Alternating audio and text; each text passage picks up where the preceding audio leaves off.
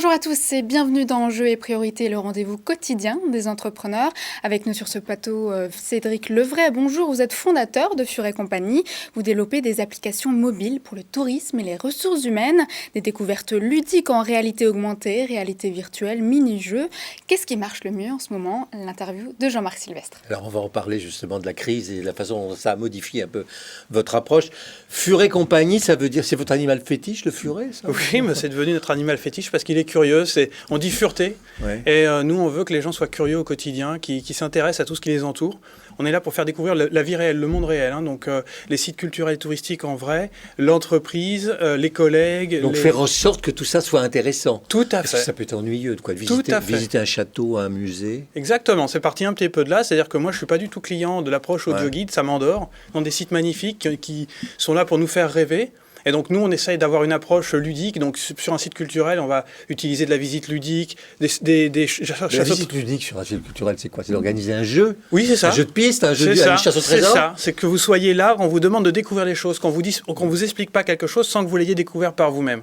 Et pour ça, le ressort... C'est escape game, ça. Escape game, chasse au trésor, enquête, jeu de rôle, tous ces ressorts peuvent être utilisés pour que les gens fouinent, furettent dans un site et découvrent par eux-mêmes. Et après, on leur donne plus d'informations. À partir du moment où on a éveillé votre curiosité, on peut vous donner une information, vous êtes réceptif à cette information. Et donc, vous créez l'application qui permettent de fonctionner ça. Donc, vous vendez l'application. Tout à fait. On vend vous n'organisez pas le spectacle, quoi. Nous, on fait des applications en autonomie, c'est-à-dire que les familles, les visiteurs vont découvrir le site avec leur smartphone. On utilise le smartphone comme baguette magique.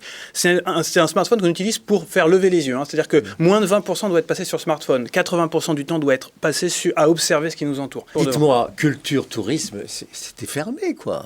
Alors, culture, tourisme, c'est compliqué. C'est compliqué. Alors, là, je raconterai l'histoire en plusieurs phases parce que finalement, cette crise, elle a eu plusieurs phases. La première phase, donc au début de l'année, nous, on avait notre cap, on était sur notre océan, on connaissait les vents, on connaissait les courants. Ouais. Arrive la première crise. Et là, tout le monde est un peu stupéfait. Au départ, c'était vraiment la stupéfaction. Premier confinement, il ne se passe plus rien. Il n'y a plus de vent qui souffle. Donc nous, on s'est dit, on va penser à nos utilisateurs qui sont tous enfermés, nos joueurs, nos visiteurs sont tous enfermés chez eux. Donc qu'est-ce qu'on a fait? On a fait une enquête d'Anne Mézia, qui est notre petite héroïne qui normalement découvre les différents sites. Mais là, à Venise, à faire sur Google Street View avec le smartphone dans la main, en réalité virtuelle. Donc on faisait une visite virtuelle. Un jeu vidéo, quoi. Alors pas vraiment. On découvre sur Google Street View. Venise, en se déplaçant comme si on était sur place. Et on a une enquête à mener sur place. Qui est notre ADN, de faire des enquêtes sur des sites. Mais c'est payant, ça, alors? Gratuit. 100% gratuit. Comment vous vivez? Alors, comment vous avez vécu? C'est ça que je veux savoir. Parce que vous êtes une entreprise. Tout à fait. Mais en fait, alors déjà, sur ce premier temps de la crise, on devait faire un mois de mars magnifique. On devait vraiment tout exploser sur le mois de mars. Et forcément, bam. Donc on a la moitié des contrats mais la moitié des contrats nous ont quand même permis de tenir. Et on a deux activités. On a aussi une activité entreprise qui nous a soutenus. C'est ça. C'est-à-dire que sur l'entreprise, on travaille sur l'accueil des nouveaux entrants. On travaille sur la découverte de l'entreprise, de son cadre, des collègues, des métiers, des outils. Recrutement, intégration, tout à fait. Et puis après, vie dans l'entreprise.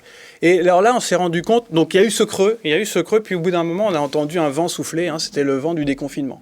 Donc on s'est dit... là, on a réorganisé des week-ends de recrutement. Là.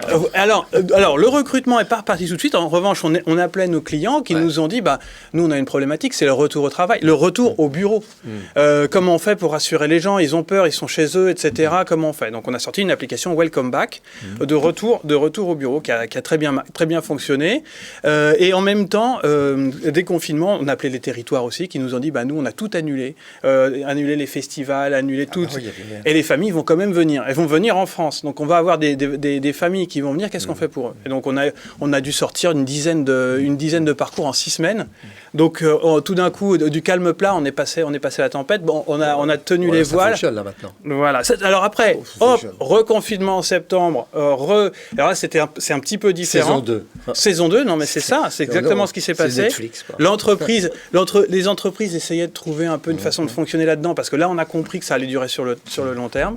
Et donc là, on a travaillé sur des choses comme motivation des salariés à distance, faire du team building, donc on a fait une plateforme pour faire du team building à distance. Coaching, quoi. Ouais, jouer. Toujours, nous, on est beaucoup sur des approches ludiques et fun.